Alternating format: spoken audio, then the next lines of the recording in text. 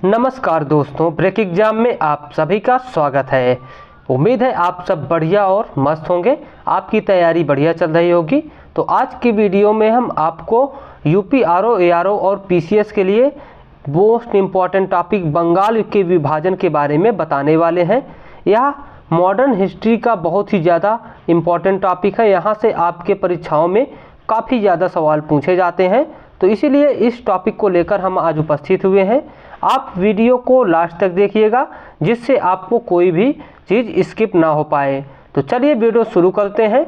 इस स्वदेशी आंदोलन के बारे में देखते हैं, और यदि आप नए हैं तो वीडियो को लाइक और सब्सक्राइब कर लीजिए। और यदि आप इस वीडियो का पीडीएफ प्राप्त करना चाहते हैं तो हमारे टेलीग्राम चैनल पर जुड़ जाइए, जिसकी लिंक हमने डिस्क्रिप्शन बॉक्स में लगा दी है। वहां से आप टेलीग्राम पर जुड़कर इसको पीडीएफ के रूप में प्राप्त कर सकते हैं। तो चलिए देख लेते हैं। सबसे पहले बंगाल का विभाजन। तो ये भारत का जो पूर्वी भाग था, यानी कि पश्चिम बंगाल, बिहार, उड़ीसा वाला क्षेत्र, और इधर ये असम और जहाँ पर आज बांग्लादेश है ये वाला क्षेत्र, इसको दो भागों में विभाजित किया गया था अंग्रेज़ों द्वारा। तो ये उनकी फूट डालो और राज करो वाली नीति थी, जिसके परिणाम स्वरूप इसको दो भागों में उन्होंने विभाजित कर दिया था। इसी के बारे में आज हम देखेंगे कि ये विभाजन कब हुआ था। तो 19 या 20 जुलाई 1905 को कर्जन द्वारा, लॉर्ड कर्जन द्वारा बंगाल को दो भागों में विभाजित कर दिया गया। तो कब विभाजित कर दिया गया? 20 जुलाई 1905, याद रखिएगा डेट। आप देख सकते हैं कितने भागों में डिवाइड हुआ था। पहला था पूर्वी भाग, जिसमें कि पूर्वी बंगाल और असम था, जिसमें पूर्वी बंगाल में मुस्लिम बाहुल्य क्षेत्र था, इसलिए इसमें सबसे अधिक मुस्लिम आबादी थी। उसके बाद है दूसरा पश्चिमी क्षेत्र, जिसमें बिहार था और उड़ीसा था, और इसमें यहाँ पर पश्चिम बंगाल था। तो दो बंगालों में हो गया, पश्चिम बंगाल और पूर्वी बंगाल में इसको डिवाइड कर दिया गया। पश्चिम बंगाल में हिंदू बाहुल्य क्षेत्र था, तो एक तरफ मुस्लिम बाहुल्य क्षेत्र और दूसरी तरफ हिंदू बाहुल्य क्षेत्र में इसको डिवाइड कर दिया गया। उसके बाद हम देख लेते हैं 7 अगस्त 1905। बंगाल विभाजन के विरोध में 7 अगस्त 1905 को कलकत्ता के टाउन हाउस में स्वदेशी आंदोलन की घोषणा की गई। तो कब इसकी घोषणा हुई थी स्वदेशी आंदोलन की? 7 अगस्त 1905 को कलकत्ता के टाउन हाउस में। याद रखिएगा, काफ़ी इम्पोर्टेंट पॉइंट है, 7 अगस्त 1905। उसके बाद देख लेते हैं स्वदेशी आंदोलन को बंग भंग आंदोलन या बहिष्कार आंदोलन भी कहा जाता है। स्वदेशी आंदोलन में बहिष्कार आंदोलन को अपनाने की प्रेरणा कृष्ण कुमार मित्र की पत्रिका संजीवनी से मिलती है। इस पत्रिका में कृष्ण कुमार मित्र ने विदेशी वस्तुओं का बहिष्कार करने का सुझाव दिया था, जिसे स्वदेशी आंदोलन में अपना लिया गया। तो इसमें इम्पोर्टेंट क्या है जो हमें याद करनी चाहिए?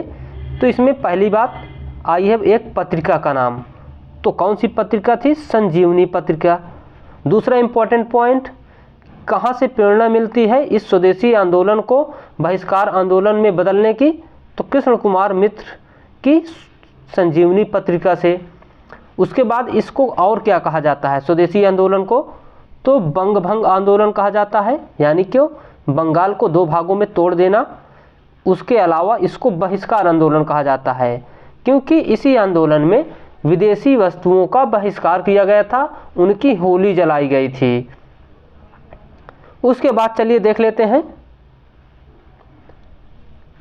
रवींद्रनाथ टैगोर ने इस बहिष्कार आंदोलन का बहुत विद्रोह किया। तो अगला इंपॉर्टेंट पॉइंट है कि रवींद्रनाथ टैगोर जी थे, उन्होंने इस आंदोलन का विद्रोह किया, यानी कि इसका समर्थन नहीं किया, क्योंकि वो बहिष्कार का विरोध नहीं करना चाहते थे।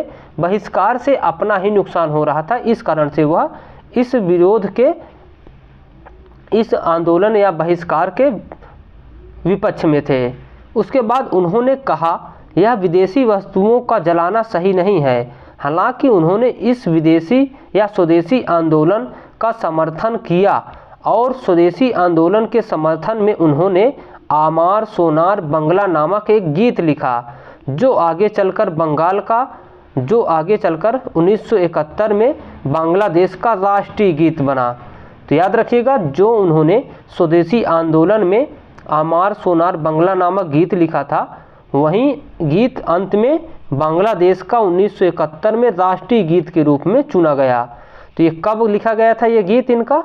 तो 1905 में स्वदेशी आंदोलन के समर्थन में लिखा गया था। उसके बाद हम आगे देख लेते हैं। 16 अक्टूबर 1905 को करजन द्वारा बंगाल विभाजन को प्रभावी रूप से संपन्न कर दिया गया कि अब यह विभाजन पूरी तरीके से लागू हो गया। इस दिन पूरे बंगाल में शोक दिवस के रूप में मनाया गया। तो किस दिन को? 16 अक्टूबर को पूरे बंगाल में शोक दिवस के रूप में मनाया गया। उसके बाद देख लेते हैं, 16 अक्टूबर को बंगाल विभाजन प्रभावी होने के बाद इसके अगले ही दिन आनंद मोहन बोस और सुरेंद्र नाथ बनर्जी ने 2 विशाल जनसभाएं आयोजित की। तो किसने? आनंद मोहन बोस और सुरेंद्र नाथ बनर्जी ने 2 विशाल सभाएं आयोजित की। सुरेंद्र नाथ बनर्जी ने अपने भाषण में बंगाल विभाजन को हमारे ऊपर बम गिरने जैसा भी बता दिया। तो किसने यह शब्द बोला था? यह भी आपके परीक्षाओं में पूछा जाता है कि स्वदेशी आंदोलन को या बंगाल विभाजन जो हुआ था उसको अपने ऊपर बम गिरने जैसा किसने कहा? तो सुरेंद्र नाथ बनर्जी जी ने कहा था। उसके बाद सुरेंद्र नाथ बनर्जी बंगाल विभाजन में प्रमुख नेतृत्व के रूप में उभर कर आए। यह धीरे धीरे पूरे देश में फैल गया। तो यह पूरे देश में धीरे धीरे फैल गया। उसके अलावा लाला लाजपत राय बंगाल में, देखो ये पंजाब में इसका नेतृत्व कर रहे थे, और सैयद अहमद खां दिल्ली के आसपास। उसी प्रकार महाराष्ट्र में बाल गंगाधर तिलक भी इस आंदोलन का नेतृत्व कर रहे थे। अब देख सकते हैं तमिलनाडु में चिदम्बरम पिल्लई इसका नेतृत्व कर रहे थे। महाराष्ट्र में इसका प्रचार लोकमान्य बाल गंगाधर तिलक ने किया। वहीं अजीत सिंह और लाला लाजपत राय ने पंजाब व उत्तर प्रदेश के क्षेत्र में इसको आंदोलन को पहुंचाया। सैयद हैदर खान दिल्ली में इस आंदोलन का नेतृत्व किया। तो चिदम्बरम पिल्लई ने मद्रास प्रेसिडेंसी में इस आंदोलन का नेतृत्व किया। तो इन सारे लोगों को याद रखिएगा कौन कहाँ पर इसका नेतृत्व किया था। उसके बाद हम देख लेते हैं, इस आंदोलन का प्रमुख गीत वंदे मातरम बनकर उभरा। मोस्ट इम्पॉर्टेंट पॉइंट, आपके कई बार परीक्षाओं में पूछा गया है कि वंदे मातरम गीत कौन से आंदोलन में गाया गया था? तो स्वदेशी आंदोलन में। स्वदेशी आंदोलन में वंदे मातरम के खूब नारे लगे। आंध्र प्रदेश और उड़ीसा जैसे तटवर्ती प्रदेशों में इस आंदोलन को वंदे मातरम आंदोलन के नाम से भी जाना गया। उसके बाद देख सकते हैं भारत से कैसे ये अपना व्यापार चला रहे थे।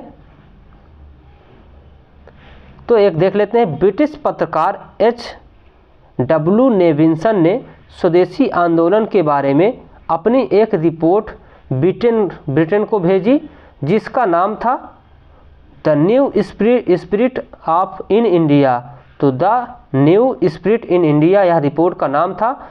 इस रिपोर्ट और इस आंदोलन से जुड़े विभिन्न पत्रिकाओं व न्यूज़ को पढ़ने के बाद ब्रिटिश सरकार हरकत में आई।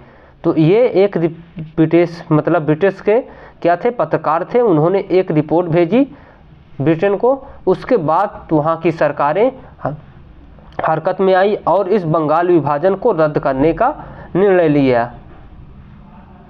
सन 1911 दिसंबर 1911 में ब्रिटिश सम्राट जॉर्ज पंचम और महारानी मैरी ने भारत आगमन किया और इसी 1911 में इस विभाजन को रद्द कर दिया गया। उन्होंने दिल्ली में एक दरबार लगाया जिसे दिल्ली दरबार के नाम से भी जाना जाता है। इस दरबार में 12 दिसंबर 1911 को जॉर्ज सम्राट पंचम ने बंगाल विभाजन को रद्द कर दिया और दिल्ली को राजधानी बना दिया। तो 1911 में दिल्ली राजधानी बनी थी, उसके पहले राजधानी कोलकाता थी। तो दोस्तों आज का वीडियो बस इतना ही। उम्मीद है आपको वीडियो बहुत ही संक्षिप्त और बहुत ही इन्फॉर्मेटिव लगा होगा।